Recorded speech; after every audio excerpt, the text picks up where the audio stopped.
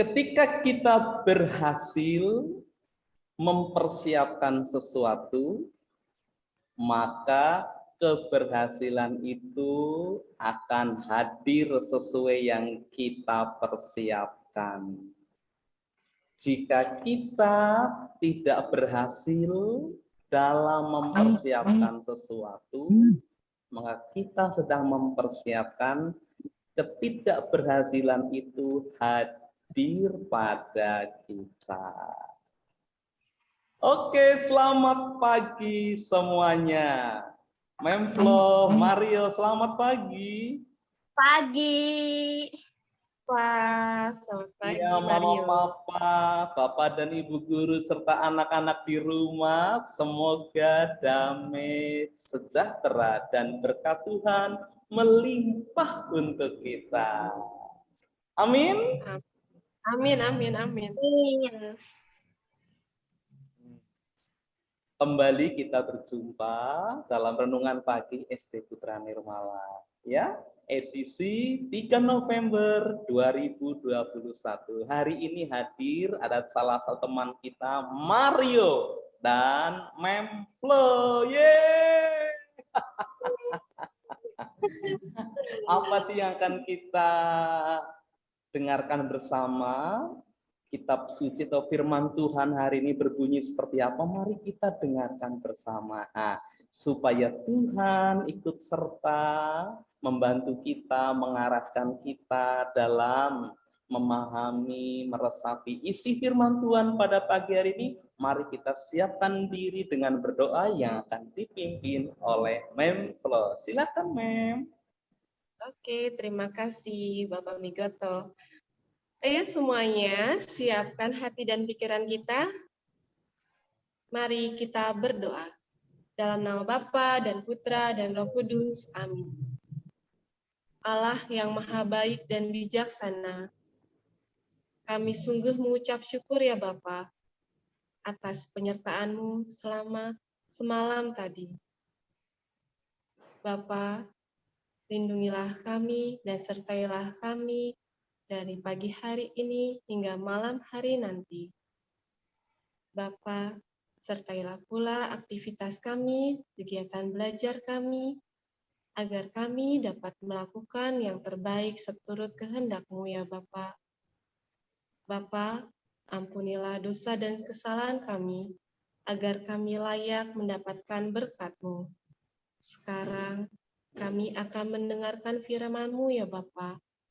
Pakailah kami, agar kami tidak hanya mendengarkan saja, tetapi kami juga dapat melakukan apa yang Kau ajarkan kepada kami dalam kehidupan kami sehari-hari.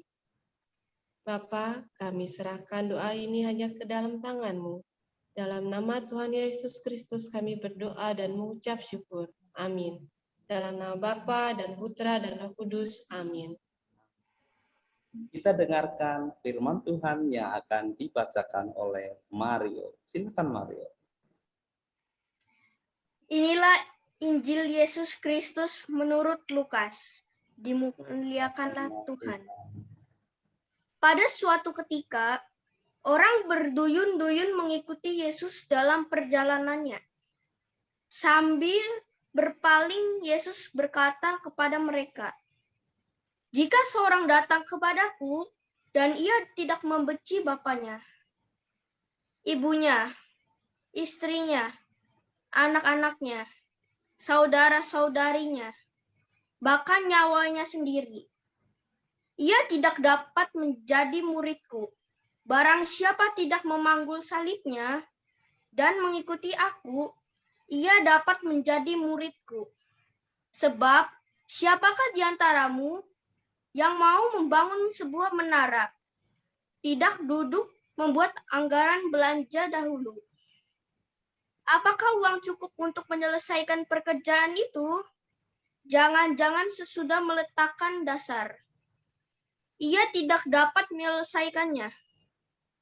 Lalu semua orang yang melihat itu akan mengejek dengan berkata, orang itu mulai membangun, tetapi dapat menyelesaikannya. Atau raja manakah yang hendak berperang melawan raja lain? Tidak duduk mempertimbangkan dulu apakah dengan 10.000 orang ia dapat melawan musuh yang datang menyerang dengan 20.000 orang.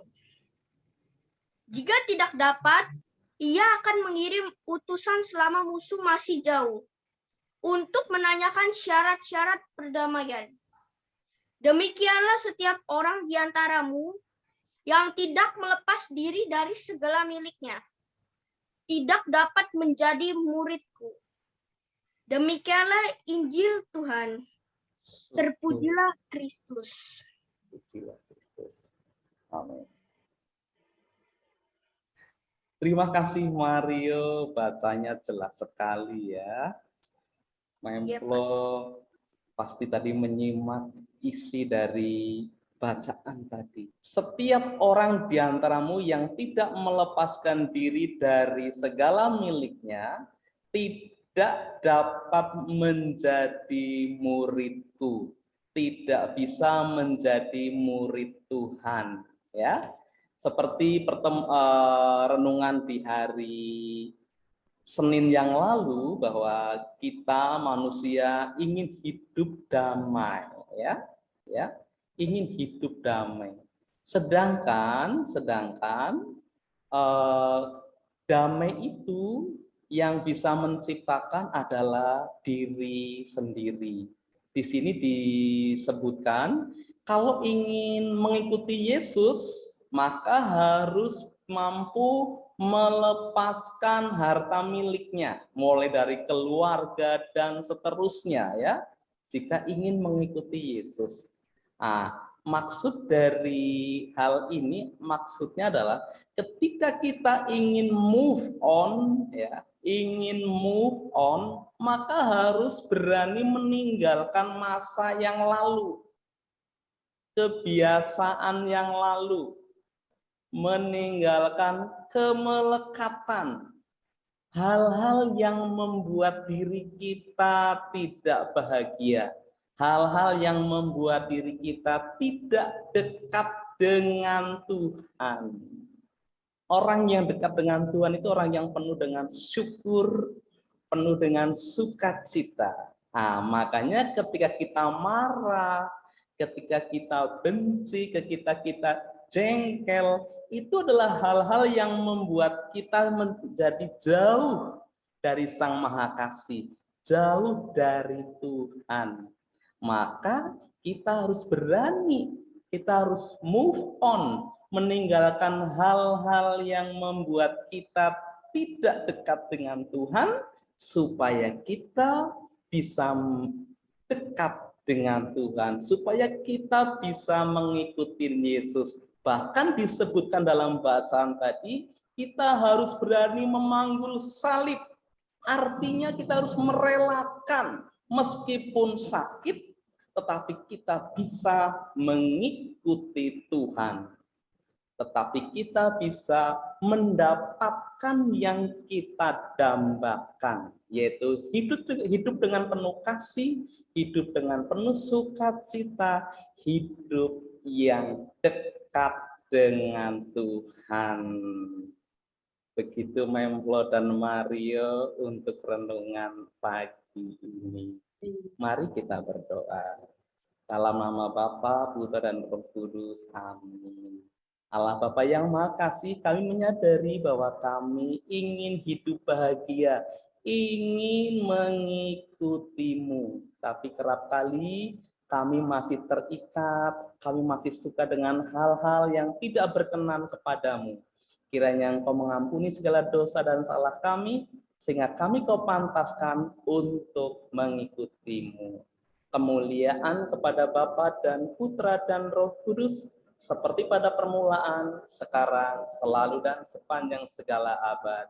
Amin. Dalam nama Bapa dan Putra dan Roh Kudus. Amin. Terima kasih Pak Migoto.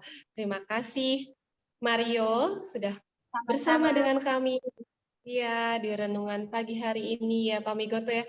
Ayatnya luar biasa ya Pak ya. Ikut dikau saja Tuhan Mantep ya. kali ya, mantep banget. Iya. Betul. Kita harus ikut dan terus ikut bersama Tuhan ya Pak. Tuhan Yesus, amin. Ya. Amin. Oke, semuanya terima kasih anak-anak sudah mengikuti renungan pagi hari ini dengan baik. Terima kasih Mama Papa, terima kasih teman-teman semuanya, Bapak Ibu guru dan karyawan SD Putra Nirmala. Mari kita lanjutkan aktivitas kita masing-masing. Kita kembali belajar. Sampai bertemu lagi di renungan berikutnya. Amin. Semoga kita move on ya untuk semakin hidup penuh kasih dan sukacita. Amin. Bye-bye. Terima kasih.